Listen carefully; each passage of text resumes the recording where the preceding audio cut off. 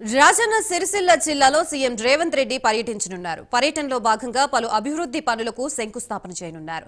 76 కోట్లతో దేవాలయ అభివృద్ధి పనులతో పాటు 235 కోట్లతో మిడ్ మానేరు రిజర్వాయర్ నిర్వాసితులకు నిర్మించే ఇందిరమ్మ ఇళ్ల పనులకు శంకుస్థాపన చేయనున్నారు.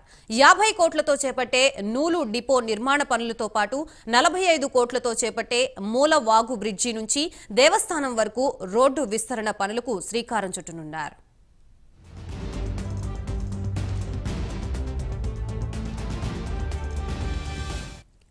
సీఎం పర్యటన నేపథ్యంలో భక్తులకి దర్శనాలు నిలిపివేశారు.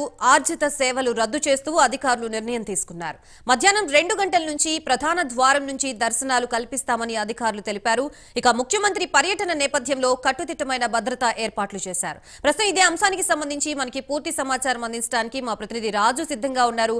రాజు, చెప్పండి, వేములవాడలో సీఎం పర్యటన నేపథ్యంలో ఎటువంటి భద్రతా ఏర్పాట్లు చేశారు? డీటెయిల్స్ ఏంటి? గాయత్రి, రాజన్న సిరిసిల్ల జిల్లాలోని వేములవాడలో సీఎం రేవంత్ రెడ్డి పర్యటించనున్నారు. మొదటగా వేములవాడ శ్రీ రాజరాజేశ్వర స్వామి వారిని దర్శించుకొని ప్రత్యేక పూజలు అయితే చేయనున్నారు. అనంతరం గుడిచెరువు మైదానంలో ఏర్పాటు చేసిన భారీ బహిరంగ సభలో రేవంత్ రెడ్డి పాల్గొననున్నారు. ఈ నేపథ్యంలో పలు అభివృద్ధి పనులకు సీఎం రేవంత్ రెడ్డి శంకుస్థాపన చేయనున్నారు.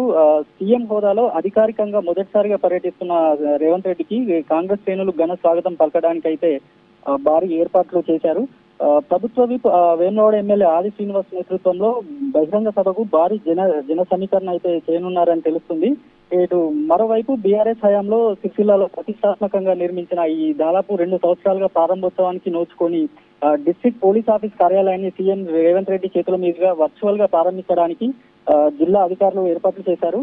ఇదే క్రమంలో ఇటు వేములవాడలో 76 కోట్లతో దేవాలయ అభివృద్ధి పనులకు 235 కోట్లతో మిడ్ మానేరు రిజర్వాయర్ నిర్వాసితులకు ఇందిరమ్మ ఇళ్ల నిర్మాణానికి, మరోవైపు 50 కోట్లతో చేపట్టే నూలు డిపో నిర్మాణ పనులకు, ఇంకా వివిధ అభివృద్ధి పనులకు కూడా వేములవాడలో శంకుస్థాపన చేయనున్నారు.